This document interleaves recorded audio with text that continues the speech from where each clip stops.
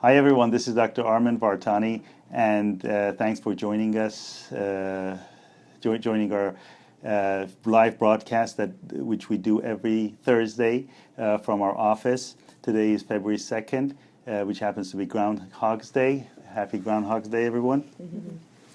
And today's topic is going to be abdominoplasty and liposuction, the difference between the two when you do one or the other, and we're going to talk and answer questions, and our viewers can post their questions in the comment section, and we will answer them live, or if you're watching this after the live session, then we would answer them next time. So thanks for your participation. But before we start, I want to welcome several new members of our team. We have 4 new members recently, and 2 of them, Jennifer and Michelle, are joining us today. Hello. And we also have Ani and Sabrina, who are here mostly on Saturdays. So people who come in on Saturdays, we'll meet them, and they all will are part of the front office team. And Lauren and Reagan will continue managing the front office as well, like they've been doing. So welcome. Thank you. Everyone. Now, as far as our the topic we're discussing, the reason I thought of discussing this topic is that recently I have seen a lot of people, maybe it's because of New Year's resolutions, that have come in asking for that liposuction or tummy tuck, and they're usually confused as far as which one they need, but they usually have worked out, tried to lose weight, but there's some aspect that just doesn't go away or doesn't improve with weight loss and exercise, and so they come in, they want to do something about their abdomen, so we'll talk about that, about abdominoplasty versus liposuction. So and the best people to answer or the people who really know what questions people ask are the people who interact with them, which are our office staff. So I'll open it up to you, Danae, Jennifer, and Michelle, and you can ask questions that most people ask when they come in. I mean, just before we started this, Michelle, you were asking when is liposuction appropriate? When is a tummy tuck appropriate? Because you're right. So many patients are coming in and they're saying, they're booking a consultation for a liposuction, but they get here and they're not a candidate for it. Why is that? Why lipo? Why tummy tuck? Where's the difference? The main difference lies in the excess skin. So if someone has any looseness of skin, if they have liposuction, the looseness is not going to go away. It's going to get even worse. It's going to so liposuction is really for someone who is younger and has pretty tight skin. And even with people with tight skin, it loosens a little bit. Just recently, we had a patient, young patient, who did liposuction of the tummy, and I saw her about 3 months after surgery, and she had some looseness.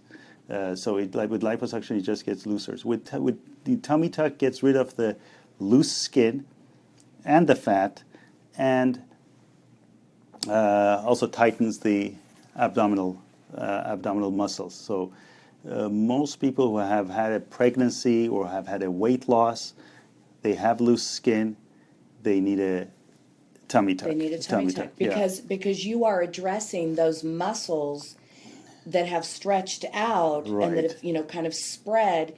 You're addressing that muscle corset at the same time as a tummy tuck, which liposuction is not going to include any part of tightening the muscle. So it's like doing a ton of sit-ups without doing sit-ups. Now, recovery-wise, Dr. Vartany, obviously tummy tuck is a much bigger surgery than liposuction, but what can a patient really expect as far as their recovery? When someone has a tummy tuck, yeah, the recovery with tummy tuck is longer than liposuction. Liposuction is a pretty simple operation. Sometimes it doesn't require general anesthesia. It doesn't leave scars, but it doesn't do that much. It just removes the skin. With tummy tuck, as you know, the recovery is about 2 weeks. So a patient who comes in for a tummy tuck has to be prepared to stay home for a week, not driving, not going out, not doing housework or taking care of kids, and returning to work at about 2 weeks. So it's about a 2 week recovery. But with lipo, I mean, yeah, lipo is they just spring back much faster. Yeah, liposuction it just feels a little bruised, a little tender. But 3 days, 4 days, people go back to most of the activities that they were doing. Yeah, just obviously much bigger benefit with a tummy tuck is really what I take from all of that. I've had patients call about with concerns about scarring, how big the scar is for a tummy tuck versus liposuction.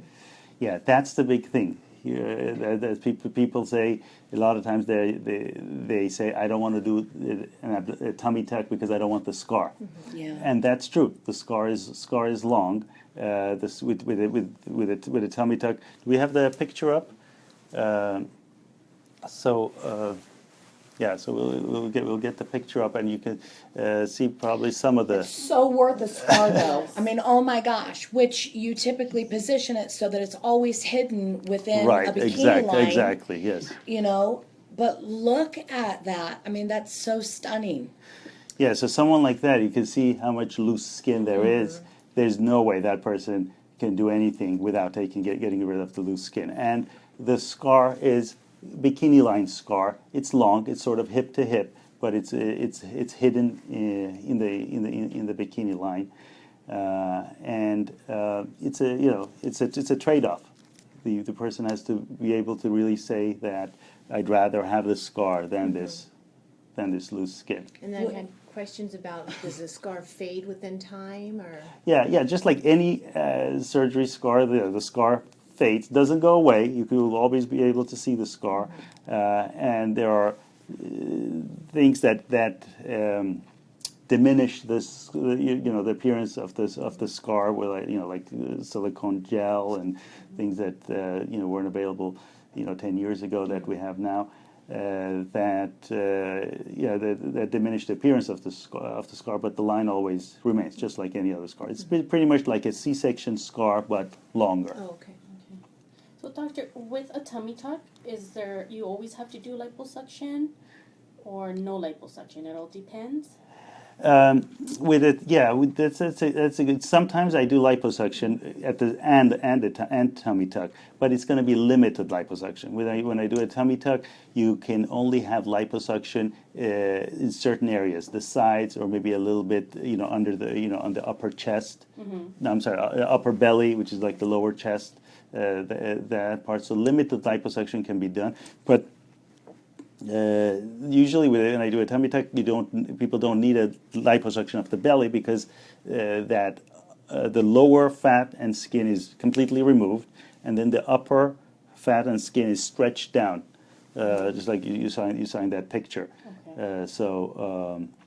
But you can't remove the fat. You can't remove all of it because that affects blood flow and healing. Exactly. Yes. That's what I was saying. Yes, that's what I was saying. It's a limited liposuction, but not that much because the circulation to the skin that's remaining has to stay intact. Otherwise, something that I notice about your tummy tucks in particular, though, is that if you need to do a little lipo to round it out and really get that nice curve, that's just part of the tummy tuck. Right. That's just part of the sculpting of the abdomen. Right. Yeah. Right? Yeah. That's part of it. Yeah. So how often do you do liposuction when you're doing a tummy? How often do you need to? Probably about half the time. Half the people who have tummy tuck have some sort of a liposuction, but but small.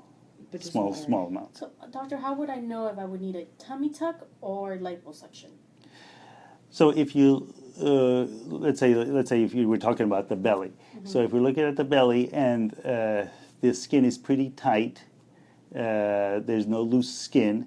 And it's usually, if someone hasn't had a major weight loss or hasn't had pregnancy, that's the case, where there's the skin is pretty tight, but then it's just there's some excess fat that doesn't go away with diet and exercise. Then you would be a candidate for liposuction. But if there's looseness of skin in the lower belly or upper belly, then tummy tuck is the way to go. Yeah, you're better off. In those people, they tell me they don't want to have a tummy tuck, then I say don't do anything. You're better off not doing liposuction and doing liposuction, not being happy with the results is worse than not having anything done. So let's see, other questions that.